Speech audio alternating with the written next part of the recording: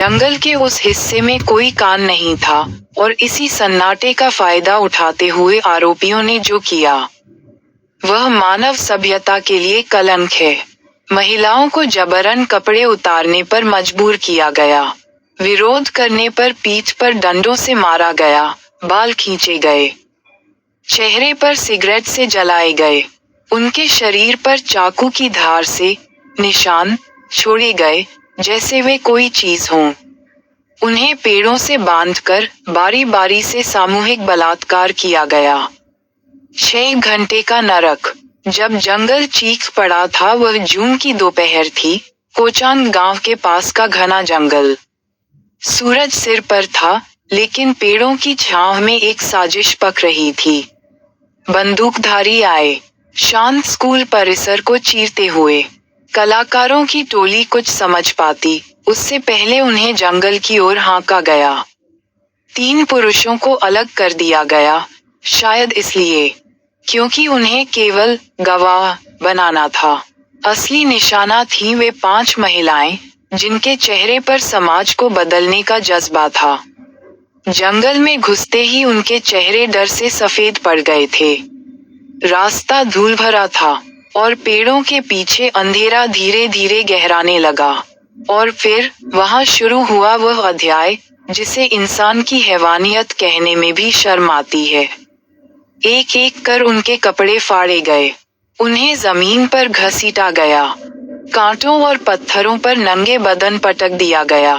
एक लड़की के गले में दुपट्टा कस दिया गया, जिससे उसकी आवाज वहीं घुट जाए। किसी ने सिगरेट जलाई और धीरे धीरे उसकी त्वचा पर दाग बना दिए। जली हुई खाल की गंध जंगल में फैलने लगी थी। उनमें से एक को जमीन पर उल्टा लिटाकर लातों से मारा गया, बोलती बहुत है तू कहकर। उनकी आंखों के सामने एक दूसरे को नंगा किया गया ताकि उनका मन और आत्मा दोनों कुचले जा सके। कोई बाल खींच रहा था, कोई गालियां दे रहा था और कोई मोबाइल निकालकर वीडियो बना रहा था। एक युवती को चाकू की नोक पर धमकाया गया, अगर कुछ बोली बाहर जाकर तो अगली बार तेरे घर आएंगे। उनके शरीर सिर्फ पीड़ा का माध्यम नहीं थे, वे एक हिंसक संदेश का साधन बना दिए गए थे। इन 6 घंटों में उन्होंने बार बार होश खोया, बार बार होश में लाया गया। एक ने मुंह से खून उगलना शुरू कर दिया, दूसरी बेहोशी में चली गई। लेकिन हमला नहीं रुका। पीड़िताओं की चीखें जंगल में गूंजती रहीं, लेकिन उन पत्तों, टहनियों और आसमान ने चुप्पी ओढ़ रखी थी। हमलावर न केवल दरिंदे थे, वे प्रशिक्षित थे। वे जानते थे कि मानसिक चोट कैसे दी जाती है। उन्होंने बार बार याद दिलाया, हमारी सरकार नहीं चलती, हमारी सत्ता चलती है। जब सब खत्म हुआ तो उन्हें ऐसे छोड़ा गया जैसे शिकार को फेंका जाता है। वे नग्न थीं, लहूलुहान थीं और अंदर से टूट चुकी थीं, लेकिन उनमें से किसी ने हार नहीं मानी। उन्होंने चलकर गांव तक पहुंचना चुना। उन्होंने गवाही देने की हिम्मत दिखाई। ये घटना झारखंड के खूंटी जिले का कोचांग गांव आमतौर पर अपनी शांत जनजातीय आबादी, हरियाली और सांस्कृतिक विरासत के लिए जाना जाता है। लेकिन 19 जून 2018 को इस गांव ने ऐसी चीखें सुनी जो अब इतिहास में दर्ज हैं। चीखें उन 5 युवतियों की जिन्हें मानव तस्करी और महिला अधिकारों पर नाटक करने आई थीं, लेकिन जंगल की दरिंदगी ने उनके जीवन की सबसे डरावनी पटकथा लिख डाली। यह एक ऐसी कहानी है जहां मानवता की सारी सीमाएं लंघ दी गईं और 6 घंटे तक समय जैसे क्रूरता की गिरफ्त में थम गया। नाटक मंडली का आगमन। बदलाव की आशा लिए 5 आवाजें एक मिशनरी संस्था से जुड़ी यह नाटक मंडली आदिवासी गांवों में महिला अधिकारों और मानव तस्करी के खिलाफ जागरूकता फैलाने का कार्य कर रही थी। 8 लोगों की यह टीम, 3 पुरुष और 5 महिलाएं, कोचांग के एक मिशन स्कूल पहुंची थी। बच्चों और ग्रामीणों के बीच उन्होंने नुक्कड़ नाटक किया, तालियां बटोरी और फिर अगले गांव की ओर निकलने की तैयारी में जुटे थे। लेकिन किसे पता था, अगले दृश्य की स्क्रिप्ट उन्होंने नहीं, दरिंदों ने लिख रखी थी। अगवा और हमला। जब मानवता कांप गई, करीब 10 नकाबपोश हथियारों से लैस लोग स्कूल परिसर में घुसे। उन्होंने सभी को बंदूक की नोक पर कब्जे में ले लिया। 3 पुरुषों को अलग किया गया और आदेश मिला, वापस जाओ। ये हमारे इलाके की लड़कियां हैं। अब 5 महिलाओं को जबरन जंगल की ओर ले जाया गया। रास्ता घना और सुनसान था। पेड़ों की शाखाएं जैसे पहले से चेतावनी दे रही हों, लेकिन हकीकत कहीं ज्यादा खौफनाक थी। किसी तरह 5 महिलाएं गांव लौटीं।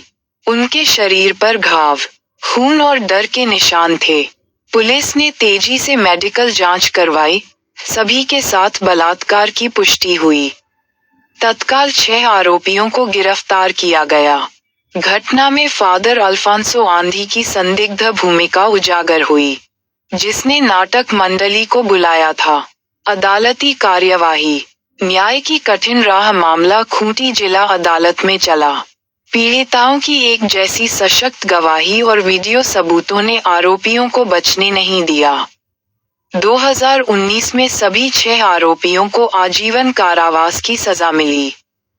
कोर्ट ने कहा, यह मामला सिर्फ बलात्कार नहीं, बल्कि मानवता के खिलाफ युद्ध है। हालांकि 2025 में एक आरोपी को जमानत मिलने से दोबारा भय का माहौल बना। मीडिया और समाज की प्रतिक्रिया। इस मामले ने पूरे देश को झकझोर दिया। न्यूज चैनलों, अखबारों, सोशल मीडिया पर सिर्फ एक ही नाम था, कोचान कांड। महिला संगठनों ने प्रदर्शन किया। सरकार ने सहायता और पुनर्वास की घोषणा की, लेकिन जमीनी बदलाव आज भी अधूरे हैं। पीड़िताओं की हिम्मत। सच्ची लड़ाई। इन 5 बहादुर बेटियों ने अत्याचार के बाद भी हार नहीं मानी। वे अदालत में खड़ी रहीं, सच बोला और दोषियों को जेल पहुंचाया। कुछ ने पढ़ाई दोबारा शुरू की, कुछ महिला सशक्तिकरण से जुड़ गईं, लेकिन दर्द की यादें आज भी जिंदा हैं।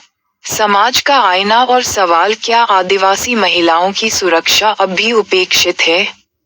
क्या जंगलों में कानून से बड़ा कोई और हकदार है? कोचान जैसी घटनाएं हमें झकझोरती हैं, चेताती हैं और बताती हैं कि व्यवस्था की पहुंच से बाहर अब भी कई इलाके हैं। उम्मीद की किरण और संदेश। ये लेख एक चेतावनी है और एक संदेश भी। अगर कोचान की ये बेटियां डर के आगे झुक जाती, तो न्याय की कोई कहानी नहीं बनती। उन्होंने बोलने की हिम्मत दिखाई, और यही सबसे बड़ा बदलाव है। अंतिम शब्द। कोचान की जंगल से गूंजती चीखें आज भी हवा में तैरती हैं। ये कहानी किसी रिपोर्ट से कहीं ज्यादा है। ये साहस, संघर्ष और इंसाफ की प्रतीक है।